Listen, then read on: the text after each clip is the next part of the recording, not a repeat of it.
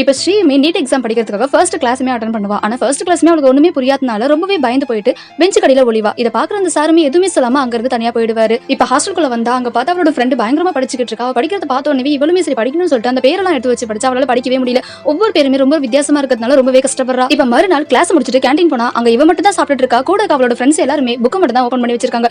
ஏன் சாப்பிடலன்னு சொல்லி கேட்டா கூட டைம் எங்க இருக்குது சாப்பிடுறதுக்கு, இப்ப டெஸ்ட் இருக்கு இல்லையா அப்படின்னு சொல்லிட்டு எல்லாருமே மும்மரமா படிச்சுக்கிட்டு இருக்காங்க. இதை பாக்குற இவளுக்கே ஒரு மாதிரியா இருக்கு. இப்ப நைட்டா ஹாஸ்டல்ல அந்த பொண்ணுமே பயங்கரமா படிச்சுக்கிட்டு இருக்கா. இவளுமே அந்த பேரை எப்படியாச்சும் படிக்கணும்னு சொல்லிட்டு அவளுமே படிச்சுக்கிட்டு இருக்கா. இப்ப பக்கத்து ஹாஸ்டல்ல இருந்து ஒரு பையனுமே வந்து நம்ம ஏன் குரூப் ஸ்டடி பண்ணாலும் நமக்கு டெஸ்ட் இருக்கு இல்லையா ஒன்னாவே நம்ம படிக்கலாம் அப்படின்னு சொல்லி அந்த பையனுமே சொல்ல. இப்ப ஸ்ரீயோட ஃப்ரெண்டுமே உனக்கு எவ்வளவு தைரியம் இருந்தா லேடிஸ் ஹாஸ்டலுக்குள்ள வருவ, ஒழுங்கா இங்க இருந்து போயிடு, நாங்களும் அங்க வர மாட்டோம், நீ எங்க வராது அப்படின்னு சொல்லிட்டு அந்த பையனுமே அனுப்பி விட்டுருவா. இப்ப ஸ்ரீயுமே இந்த பேரெல்லாம் எப்படி ஞாபகம் வச்சுக்கிறது, எந்த அளவுக்கு நம்ம மனப்பாடம் பண்றது அப்படின்னு சொல்லிட்டு அங்க இருக்கக்கூடிய பசங்க கிட்ட எல்லார்கிட்டயுமே கேட்டா நீ நல்லா மெடிடேஷன் பண்ணு, உன்னால முடியும், நீ இதெல்லாம் படி அப்படின்னு சொல்லிட்டு அந்த பசங்களுமே எப்படி எல்லாம் படிக்கணும் அப்படின்னு ட்ரிக்ஸுமே சொல்லுவாங்க. ஆனா இவ எவ்வளவு ட்ரை பண்ணியுமே அந்த பேர் எதுவுமே இவளுக்கு வாயிலே நுழையாது. எவ்வளவு கஷ்டப்பட்டு அதை படிக்கணும்னு நினைச்சாலும் அவளால முடியவே முடியாது. இப்ப மறுநாள் டெஸ்ட்டுமே முடிஞ்சு போகுது. அவளோட ஃப்ரெண்ட்ஸுமே நீ என்ன மார்க் எடுத்த அப்படின்னு சொல்லிட்டு ஸ்ரீ கேட்டா அவ வாயை திறக்காம ரொம்ப அமைதியா இருப்பா. என்னாச்சு சொல்லு, பரவாயில்ல, எங்களுதெல்லாம் ரொம்ப கம்மி தான், நீ என்ன மார்க் அப்படின்னு சொல்லி கேட்டா அப்ப கூட வாயை ஓபன் பண்ண மாட்டா. சிங்கிள் டிஜிட்னு சொல்லி அந்த பசங்க கேட்டாலும் கூட அந்த பொண்ணு கோவமா நான் 2 மார்க் ஓகேவா அப்படின்னு சொல்லிட்டு அந்த பசங்க கிட்ட கத்த இவளுங்களுமே இதுக்கப்புறம் இவகிட்ட பேசவே முடியாது அப்படின்னு சொல்லிட்டு அங்க இருந்து எழுந்து போயிடுவாங்க. இப்போ உடனே அவங்க அப்பா அம்மா கால் பண்ணி என்ன பண்றீங்க அப்படின்னு சொல்லி கேட்டா இப்ப அவங்களுமே நல்லா இருக்கமா, உன்னோட ஃப்ரெண்டுக்கு நிச்சயதார்த்தம் முடிஞ்சிச்சு, மேரேஜ்னு சொல்லிட்டு எங்களுக்கு சொல்லிருந்தா, உங்ககிட்ட பேசணும்னு சொன்னாலே பேசினாலா அப்படின்னு சொல்லிட்டு அவங்க அப்பாவுமே கேட்கிறாரு.